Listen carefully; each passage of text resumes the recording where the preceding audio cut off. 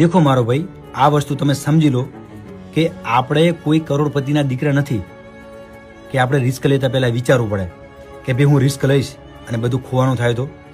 ભાઈ આપણા જોડે તો ઓલરેડી કશું નથી, આપણી ઘરની પરિસ્થિતિ ઓલરેડી વીક છે ભાઈ.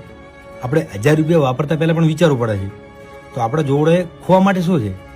કશું નથી ભાઈ. તમે અત્યારે એવું વિચારો છો કે ભાઈ મારા ઘરની હાલત સુધરે ને પછી હું કામ કરીશ, પછી હું રિસ્ક લઈશ. અરે ભાઈ, ઘરની હાલત તમારે જ સુધારવાની છે. તમારો સગો ભાઈ તમારી મદદ નહીં કરે.